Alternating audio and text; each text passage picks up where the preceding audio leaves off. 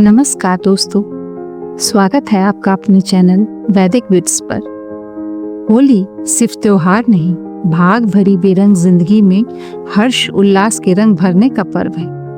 गिले शिकवे भूलकर अपनों को गले लगाने और प्यार के रंग में सराबोर होने का अवसर है। घर से दूर शहर में रह रहे लोगों के लिए घर लौटने का टिकट है होली।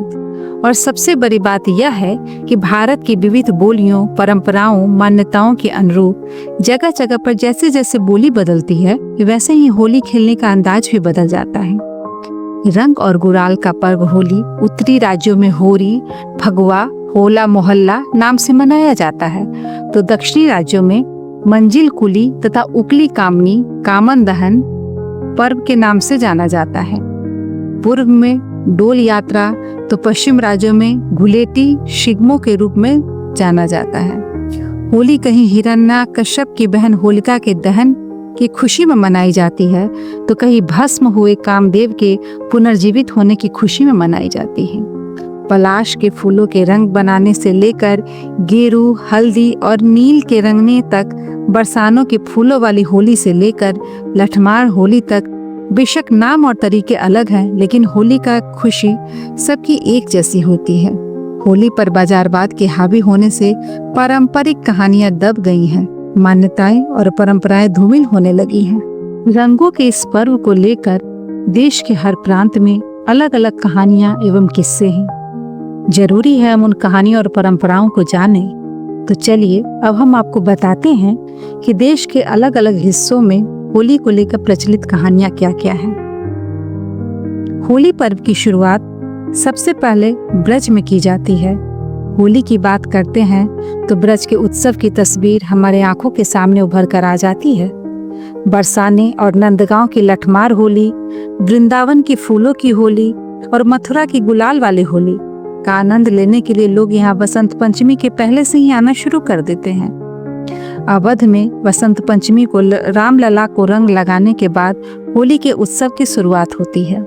हर गांव-गांव, शहर-शहर में एक बड़ी होली जलती है, जहां सभी घरों के बच्चे, बूढ़े और जवान सभी होली दहन पर उसकी परिक्रमा करते हैं। होलिका में आखत डालते हैं, खेत से हरे जौ की बालें उखाड़ कर लाते हैं और होलिका की अग्नि में जौ की बालें भुनी जाती हैं। इसके बाद उन बालों के दाने निकालकर 7 बार होलिका में डाले जाते हैं और फिर ढोल पर नाचते गाते शहर में टोली निकलती है। यह टोली घर घर जाकर सबको अपने रंग में रंगती है। महिलाओं अपने घर के आंगन में रंगोली बनाती है, घर की लकड़ियों से गोबर से गुलरियां बनाकर सुखाते हैं। फिर पूर्णिमा वाले दिन आंगन में बनाए गए चौके पर गोबर से बनी गुलरियों को सजाकर होलिका बनाते हैं। घर के पुरुष होलिका दहन के बाद घर लौटते हुए अग्नि लाते हैं, जिससे घर के आंगन में बनी होलिका दहन किया जाता है। यूपी के कुछ हिस्सों में सरसों को पीसकर उपटन भी बनाया जाता है। इसे घर के हर सदस्य अपने शरीर पर लगाता है। छुटाए हुए उपटन को होलिका में डाल दिया जाता है। इसके पीछे यह मान्यता है कि शरीर में होने वाले सारे रोग होलिका में जला दिया गया। कुछ जगहों पर होलिका की आग पर पानी गर्म किया जाता है। घर के प्रत्येक सदस्य तथा जानवरों पर यह जल छिड़का जाता है ताकि आने वाली बलाएं कट जाए। चलिए अब हम बात करते हैं कि एक ऐसे फागोत्सव की जिसे माता सीता का वरदान मिला है। बुंदेलखंड में फागोत्सव 5 दिनों तक मनाया जाता है।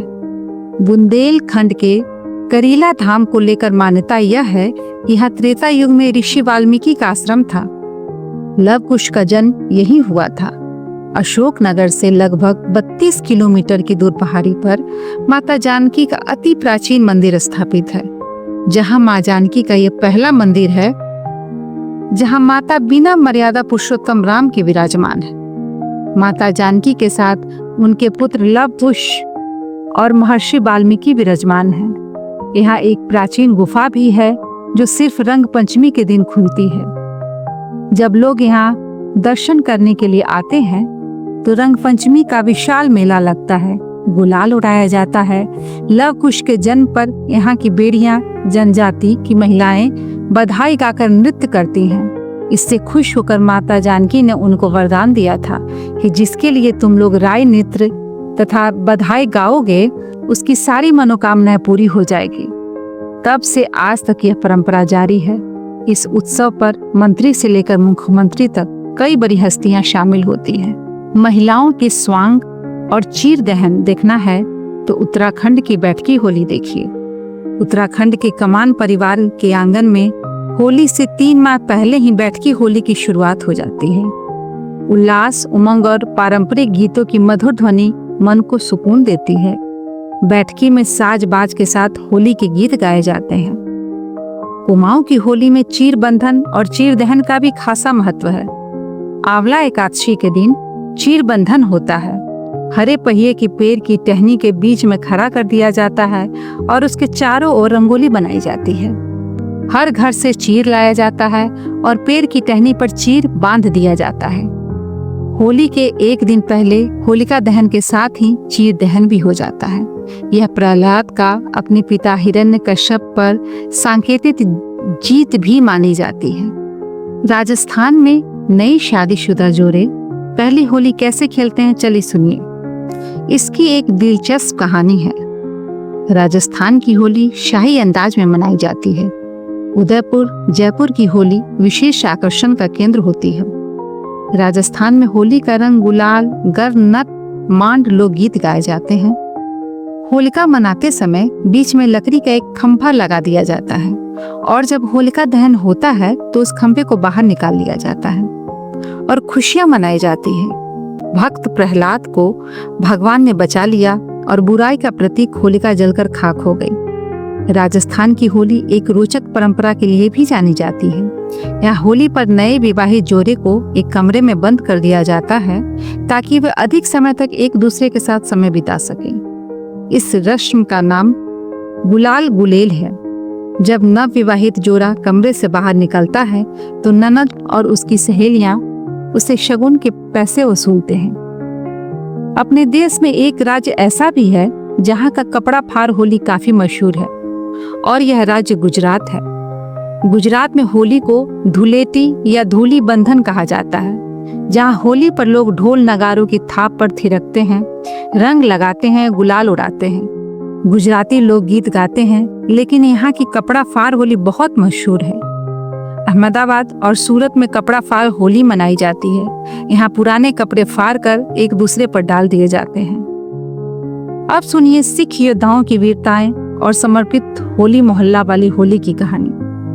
पंजाब में होली का पर्व होला मोहल्ला के नाम से जाना जाता है। यह पर्व सिख योद्धाओं की वीरता को समर्पित है। आनंदपुर साहब में विशेष आयोजन होते हैं। घुड़सवारी, कुश्ती और मार्शल आर्ट्स के प्रदर्शन किए जाते हैं। कविता का पाठ होता है। रंग गुलाल लगाकर एक दूसरे को शुभकामनाएं देते हैं। क्या आप जानते हैं बंगाल की होली में लाल रंग कब वर्जित हो जाता है? अगर नहीं जानते तो मैं आपको बताती हूँ।